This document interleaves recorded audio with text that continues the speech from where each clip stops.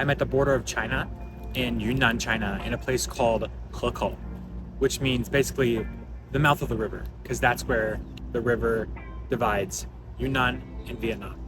So here, it's quite tropical, and it feels like Southeast Asia. Basically, Southeast Asia starts right here. I thought I would make a video called "So You Want to Move to China?"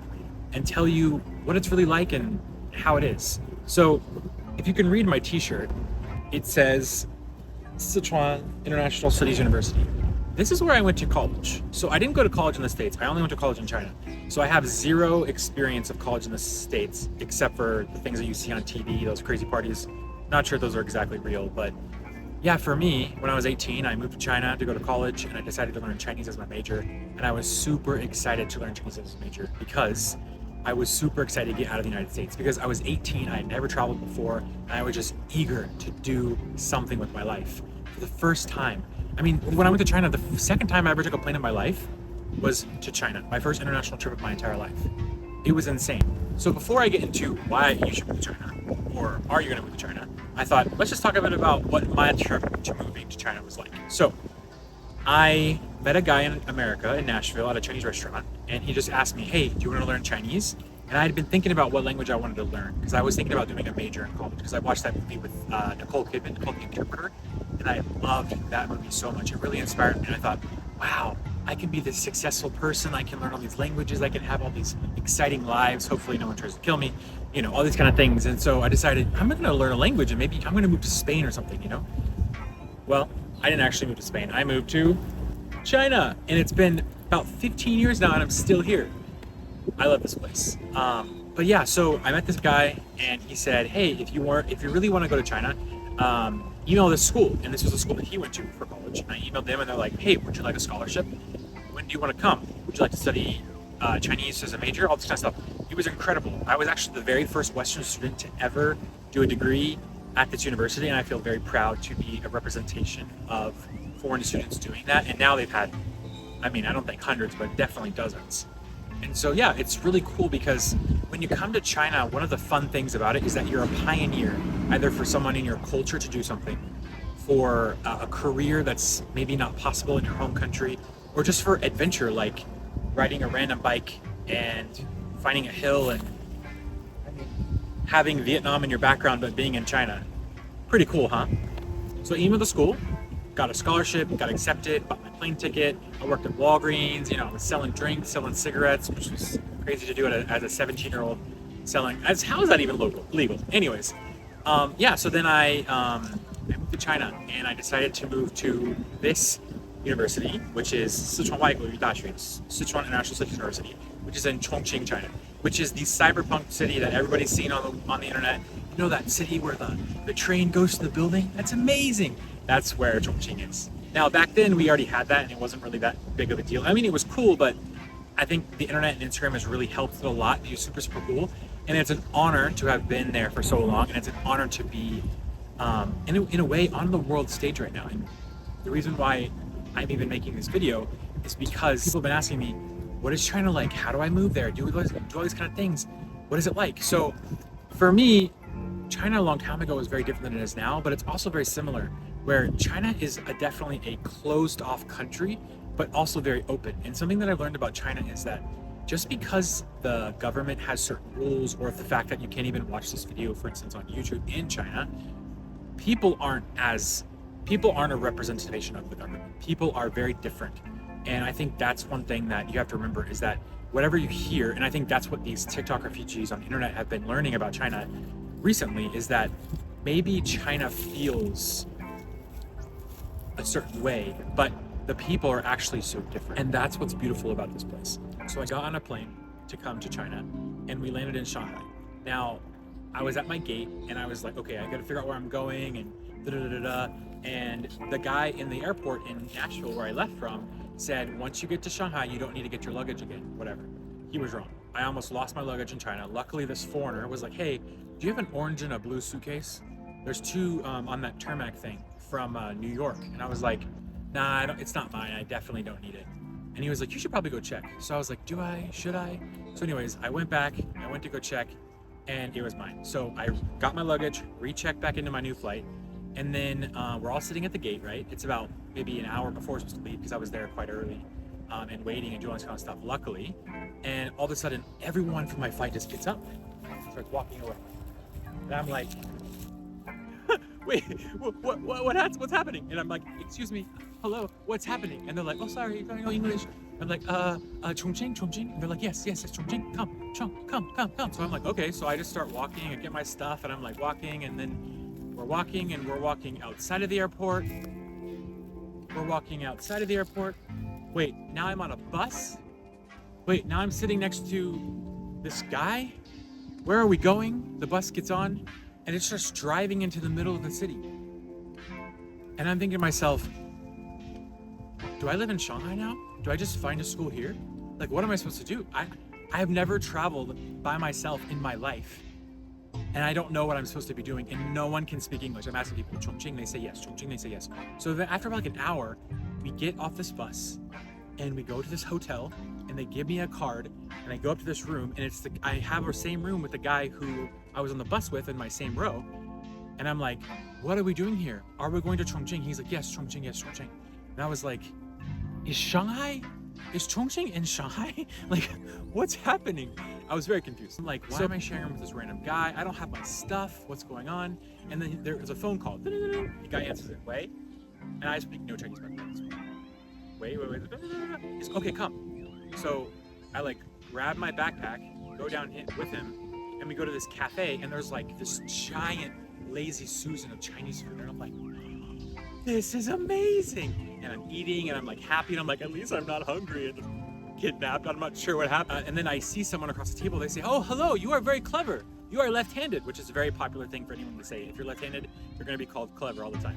You are clever, you are creative. And I was like, I don't want to be clever. I want to know, where am I and where am I going? He goes, oh yes, this Chinese hotel, they give us the food for free as a thank you, as a sorry, because we are going to be delayed. And I was like, oh, wow, that's actually really nice. I was like, do American Airlines do this? Turns out they don't. Asian Airlines, top. Yeah, so we're eating, and I'm like kind of crying inside in joy of like, I'm not kidnapped. I'm going to go to Chongqing tonight. And then it hit me. Oh no, I can't speak Chinese. I can't call the family that I'm staying with who's picking me up at the airport, who's the guy who introduced me to this school, their uncle who was going to pick me up at the airport. And I was like, how do I contact him? So eventually I get back to the airport, the flight leaves on time, and another foreigner is there, and he helps me send a message to the dad, or to the uncle. And I'm not sure what's going on. He just tells me to say stuff, I repeat it. He's like, cool, I think you said it right. We're good to go. So then I get on the plane, and I get to Chongqing, and I get my bags, and I see like dogs sniffing my bags, and I'm like, oh no, what did I pack? I just heard something in the grass. That was kind of scary. So there's like dogs sniffing my bag, and I'm like, oh no, whatever. But anyways, it's all fine. I get out, and I think to myself, I've only seen really crappy photos of this guy, because back then we used MSN to communicate, because like WeChat and all these kind of things didn't exist yet. And I don't know what I'm gonna do. And then I realized I'm the only person who looks like me in this airport. I'm also at least a foot taller than every single person here, even though I'm only 6 feet tall. In southern China, you're quite tall if you're like over 5'9", basically. You're like kind of like 6'3", 6'4" in America in the comparison. And so I like walk out, and I hear someone go, Matt. And then my Chinese name, Bai Manzi. I hear Bai Manzi, which I didn't realize was the same. I was like, have I been saying my name wrong the whole time? Then turns out it was an accent. It was a dialect, actually. But yeah, anyway, so they pick me up, and I'm so happy, and we get in the car, and they give me like a water bottle, and there's an English speaker there. One of the uncle's friends speaks a little English, and I am just so happy, and I'm ready to go home, and I am tired. We get to the apartment. I'm meeting all these people. They're so excited and happy to see me. And then they tell me that we're gonna be having Chongqing hot pot tonight. And I'm like, cool, I love Chongqing hot pot. So let me preface something. When I was in the States, I went to the doctor to get all of my travel shots and stuff. Well, the doctor told me, actually it wasn't the doctor, it was the nurse. The nurse told me at the travel clinic before I left that I cannot have the water, and I should not eat fruit that has been washed in the water, and I should be careful with like what I put in my mouth and make sure it's fully cooked. Well,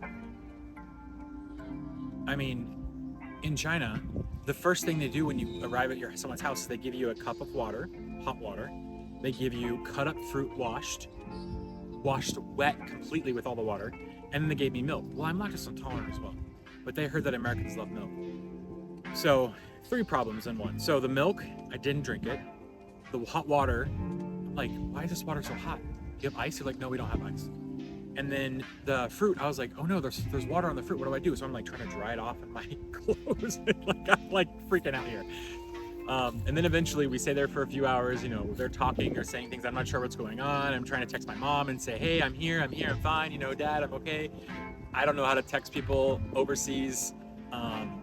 Back then, like, we had those stupid phones, like the Nokia ones, basically. Even though it was 15 years ago, China didn't have 3G internet yet. We only had like the E service.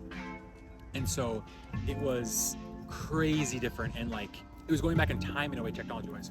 So I was a little stressed out, but I was just happy to be there. And they were like, okay, come on, let's go. We're gonna have Hogol. We're gonna have hot pot. And I was like, oh, hot pot. I've heard about this so much. I'm so excited. And I had it in the States at my, the teacher's house, who introduced me to the school, Mr. Lee. I had it at Mr. Lee's house, but I had not yet had it in China. And so obviously I was super excited. So we go, we're gonna set stuff. And he's like, do you like brain? Do you like stomach? Do you like intestines? And I'm like, oh no, what? What do you mean? I was like, isn't there like beef, chicken, shrimp, like nothing looked like the food it was called. If it was beef, it didn't look like beef. It was like the thinnest strip of beef I've ever seen in my life. If it was shrimp, it was like a shrimp ball that like put in raw, and then it became it was like, what's happening? I learned a lot that day. I ate stomach, I ate intestines, I ate pig's brain, I ate all this kind of stuff. And actually all of it, because of the hot pot, it tasted really good. It just tastes like the hot pot, or actually hot pot plus whatever sauce you make. So anyways, this was a crazy adventure. Now, I say all these things because I just want to say this is going to happen to you. If you move to China, this is going to be your experience too. You're going to be lost. You're going to be confused. You're going to be dazed. You're going to have amazing experiences. You're going to meet amazing people. And you're going to have so many uncomfortable moments that you're going to become a warrior for any possibility in your life, no matter what it is. And that's what I love about the person that I am today. The person before I moved to China, I couldn't wear clothes that were too uncomfortable or had certain things on them because it was sensitive for me. I didn't drink water if it wasn't super ice cold. I wouldn't eat certain things if the texture was weird. And now, I eat pig's brain in hot pot. Are you kidding me? Like, and look where I am. I'm in this crazy mountain, basically. And I used to hate the outside. Like, China has made me into a person that I feel like I want to be a friend with, Like, I think that should be the goal for us. If you're wondering, like, how do I be a good friend? How do I be a good person? What should I do? Be the kind of person that you want to be friends with, And that's who I feel like, thank the Lord, I was able to become through all the wonderful people that I met, through the experiences that I've had. And I thank China for giving me that. Yeah, for sure, I could have done it in many other places, but I didn't. I did it in China. And so I have to thank China for making me into this awesome person that I am today. And I am so incredibly thankful. And yeah, so if you're thinking of moving to China, you should do it. So let me tell you about why I decided to stay in China. So it's a really, really long story, but to basically sum it up, I fell in love with this place. I moved here when I was 18, and that was a fresh, ripe, young age to be molded into a new person, to be molded into a new culture and a personality. And I truly have taken on a different person. They say that when you learn another language, that your personality can change, and that for sure was true for me. When I speak Chinese and when I speak English, I feel like when I speak English, most of my experiences, my memories in English are before I was 18. And then in China, it was from 18 until now I'm 33. So there's this weird, in a way, dual person in my mind or in my heart that is different. And so I feel like China changed me forever. And it's not like I couldn't go back to the States, or if I just didn't want to live here anymore, I could just leave. And I could. But I've come to love the person that I've been molded into in China. And I was talking to one of my friends who grew up overseas, and she was telling me about third culture kids and third culture adults. And I realized that that's me. I have spent my whole adult life in another country. And so my kid years are over there, and my me now is over here. I feel like the America that I knew before, I don't know it anymore. For me, people ask me questions about America and all these kind of things and these topics and these politics and red or blue or they or them or this or that. And I'm so out of touch with all of that stuff. And maybe you're thinking, well, you're out of touch with it because you can't see it and all this kind of stuff. Yeah, maybe that is true. But at the same time, I don't need to be bothered by those things. It doesn't really matter to me. It doesn't affect my life. I want to be bothered by the things that affect me and the people around me, in this awesome place that I live, the place that I get the opportunity to live. I am so fortunate, and I try to remind myself to be grateful every single day that I get to come here, that I get to wake up and I get to eat these things, that I get to drink this water, now that I do drink it, filtered of course. But yeah, I just really try to be grateful and really try to just thank God and say, thank you for living me. Thank you for letting me have this life. Thank you. And I'm just so grateful to be here. What are some things that I miss about America? Well, I really miss Mexican food. I mean, salsa verde, enchiladas, tostadas, all those kind of things. Tacos, oh my gosh, delicious. I miss that stuff so much. I miss, my parents live in Dallas right now, and I love going back to Dallas and just eating all these tacos and extra salsa, extra this, extra that, and the free refills on the drinks, unsweet tea with lemon. I'm an unsweet tea guy. I miss those kind of things. I also miss, seeing my nieces grow up. I've never seen my sister actually with a pregnant belly. Every time I've seen her, she's either just knew that she was pregnant or she had the baby already. And I never got to see that, You miss these things when you live overseas.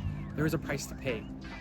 And so those are things that I definitely miss. I miss, the dogs in our house growing up. I miss having a giant couch that's, has the recliner that's like super Western American style. I miss driving around sometimes, even though I definitely do prefer just calling a taxi for $3. I definitely do not miss how expensive America is, because China is affordable, super affordable. Really, no matter where you live, daily necessities and things you need, super affordable. Housing prices, we can talk about on a different video. It's crazy, but yeah, if you're a foreigner and you're working here, you're gonna make perfect amount of money to live an amazing, beautiful, comfortable life in China. No problem. One of the things that's really surprising that I miss, because I'm from Nashville, Tennessee, which is also known as the Bible Belt, and there's a lot of religion, philosophy, and like just talks about those kind of things. You walk, or also the country music, right? You walk down this, you walk down 5 Points in downtown Franklin, and you just hear someone say, just talking about theology and giving all these amazing points, and then you hear, a guy singing a country song, and I just miss that kind of culture too. And so every time I go back, I'm just so grateful, and I love that it's, in a way, it's time capsuled in my mind, and I get to see it in real life again. That's super cool. And then also something that I would say that's really interesting about living in China that I never really understood before, but because China is so different from the rest of the world, and it's cut off from the world because of the different restrictions of the internet, right? When you go back to another place, it's almost like you, in your brain, had that place on pause, and then now you're back in that place, but the time is already gone. But like, how do I explain it? It's almost like teleporting into time in a different world, but you got older and they got older, but you feel the same age. It's really, really strange. Like, America doesn't change, but when I go back to it, it has changed a lot, but then it hasn't. I don't know. It's like this weird kind of mind game that your brain plays with you, because the water's different here. You can't drink the tap water. One silly thing that I love to do that I miss is just being able to have the option to drink water in the shower. It's silly, but it's like, I just miss that kind of like freedom, It's like, it's just something you can't do in China. Hopefully one day we'll be able to do that. But yeah, there's just all these different little things. But I think one of the interesting things about living overseas for so long is that you start to get so accustomed that when you go back to your own culture, you start to experience reverse culture shock. And for me, that happens all the time. The fact that Americans, or actually basically most Western people, do not take off their shoes when they go into the house, oh my gosh, it's so weird. I can't get over it. I'm like, Tosh, yeah, please take off your shoes. Or like, sitting on the couch and you have your shoes on, and I'm like, I don't understand it. So let's talk about what it's like to move to China and how you can do it and what you can do here. So there's a lot of things you can do. Now, in China, there's a lot of foreigners doing a lot of different jobs, and there's a lot of ways to think about them, there's a lot of ways to feel about them, there's a lot of different things you can do, and it depends on what city you're in and what kind of experience you want. If you want to come to China to live a cushy life where you have zero stress and you're going to make all this money and you're always going to feel accepted, this is not the right country for you. But if you want to live a life where you're making money that is definitely a huge amount for the country that you're living in, maybe double or triple the average wage. If you want to have awesome experiences where you can just take a train to the border of Vietnam, fly to Thailand in 3 hours, and meet, if you want to meet people from all around the world, you know, I have a friend from Kazakhstan, I have friends from Korea, Japan, all the places in China, Russia, all over the entire world, Peru even. Like, it's crazy how many people come to China because China is growing and there's so much opportunity. So what kind of opportunity can you look for? Well, what I would say is if you want to come to China, you definitely need to learn Chinese. People might disagree with me when I say you must learn Chinese, but in my experience, all of my foreign friends or different people that I've known that have moved to China, the people that usually leave first or become bitter and leave because of bitterness in their heart, because they're bitter towards China or Chinese people, are the ones who can't speak Chinese. And because if you don't know how to speak Chinese, you're not going to learn the culture, you're not going to learn how to listen and really understand the hearts of the people. And yeah, maybe people out there are like, I've been living in China for a long time, it's fine, you don't need to learn the language, da da da da. I think really it's a disservice, because I learned Chinese and I learned like even the Chongqing dialect by just going downstairs and talking to the ladies who clean the streets, you know. People don't talk to those people. No one cares about them in society because what are they doing? They're doing nothing. They're doing a job that anyone could do. But I was taught to see every person with value. And I also learned that they're free language teachers too. Yeah, so I've been teaching Chinese for like 10 years, basically online and in person. And I know how to teach people to have a really good accent and how to teach them how to learn tones. And just, yeah, teach them in a way where they need to learn for survival or for to pass a test or whatever they want to do. So if you're interested in that, let me know. But that's not the point of this video. The point is what opportunities. Hey, bug. I think there's an ant on the. I don't know. I think there's an ant on the camera.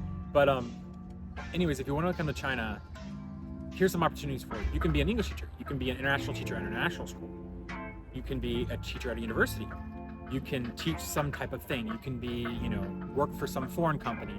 I would say though, if you want to come to China, do not work for a Chinese company. Chinese work culture, in my opinion, is quite toxic, and the whole 996 thing is a part of the culture where basically you're expected to be overworked all the time. And most of my Chinese friends say, yeah, right now the work culture is bad because the economy is not great, and it's better to work for a foreign company than a local company. So remember that if you're thinking about it. But yeah, I would say, you know, if you want to come to China, just do it. And if you're like, well, how do I find a job? You can look on foreign websites like monster.com, indeed.com, LinkedIn, you know, Profile, Network, all that kind of stuff. Or just find people on YouTube who work or live in China, or Instagram, and just message them and be like, hey, do you have any leads? Or Reddit. Reddit, honestly, is one of the biggest things you could do for learning about China. And there's a subreddit called China Life. I'm in there all the time helping people answer questions, doing things like, you know, how do I do this? How do I buy this medication? How do I find this thing? How do I network this? I love like replying to those things because I've learned so much and I just want to be able to give that back to people. Let me know if you want to come to China and learn Chinese. I can actually get you set up at my school. I can get you set up at a different school. I can give you some options. I can help you out. I don't charge for this. I just like helping people, and I'm not going to be able to, you know, babysit you the whole way, but I can definitely help you out if you're curious, if you want to know how to learn Chinese, where to go to learn Chinese and whatnot. And one thing I would say is, don't go to a big city like Beijing, Shanghai, those kind of places. Pick the smaller ones. Pick in China compared to the West, you know, 19 million is actually not the biggest city in the world in China. Look, I would say, for not the class one and tier cities, go for a little bit lower, because you're going to get more local experience. You're going to get a larger variety of types of people, and it's not going to just be all these types of business, super smart people with really good English. For instance, in Chongqing, barely anybody can speak English super well, especially outside. They speak a dialect, and in my opinion, I learned Mandarin in school, but I also learned the dialect from just talking to people, especially like those street cleaners, the people that sell water in the street or at the, you know, convenience stores. And I learned so much about culture, about the way they say things, and just, yeah, it was such an awesome experience. And the less busy people are and concerned about making money they are, the more I feel like lively they are. Because I think right now, especially in this economy, people are worried about, you know, what's it gonna look like in the next 5 years? What's it gonna look like in the next 10 years? And I think a lot of Chinese people, when they do things, they look for the future way more. I feel like in the States, we do more things for now. I want this now, I want this now, I want this today. Like people buy crypto and they say, okay, because I want this return tomorrow, I want this return next week. But Chinese people, they look way farther ahead in the future. But the economy is making it hard for them to do that. And so I think that if you go to one of those big city places, everyone is so stressed out right now that I feel like maybe it might also make you stressed. And I don't know about you, but if people are stressed around me, I just feel this anxiety and this pressure inside of me. And so I don't definitely want that for you, and I don't want that for me. So maybe pick a smaller city. I would maybe suggest Wuhan, Chongqing, Chengdu, somewhere like Kunming in this province, Yunnan, where it's always super beautiful and nice. Yeah, or I don't know, maybe somewhere a little more down south like Changsha. Any of these options are great, and I think could be really good for, yeah, just learning and loving the people. So one of the cool things about coming to China is you're going to start developing a pride for the city and for the food that you live in. So now, because I've been living in Chongqing for so long, you know, I feel a pride when people love Chongqing and they love the spicy food, or they learn and try to speak the dialect if they're from a different part of China, or even if they're a foreigner. It's so fun for me because you learn to be a part of these people, and they're so welcoming. Chinese people are extremely welcoming. Chinese people will call foreigners 客人, which means like guests, right? You know, when we have guests come over in our house in America or in the West, it's much different, or about how we look at tourism or different people. But when Chinese people see foreigners coming over, because it's such a new thing for them as a country, they're so welcome, so incredibly welcome. And just remember, whatever you see in the news or what you hear is not necessarily how the people are gonna be and react, because in my opinion, Chinese people are the friendliest, nicest people I've ever met, and I absolutely love living here. For sure, there's hard things, and maybe I'll talk about those later in some other video, but this video is about if you want to move to China and you're thinking about it and you're not sure what to do, I suggest you take that leap of faith and do it. But remember, if you want to work in China, you must have a 4-year degree diploma. It can be in anything in the world. It could literally be in Teletubby research if that's a real major. If that's a major, get that diploma. You can come here, you can teach English, you can really find so many jobs. If you're not sure how to start and how to live and move to China and do something you want to do, coming here and just getting a job, picking a city, all that kind of stuff, you can do that maybe after the 2nd year if you're not really sure what to do. So let's say you're coming here and you think, oh, I want to move and work to China. Okay, I see, oh, look, there's this program in Shenzhen that I can do for 1 year.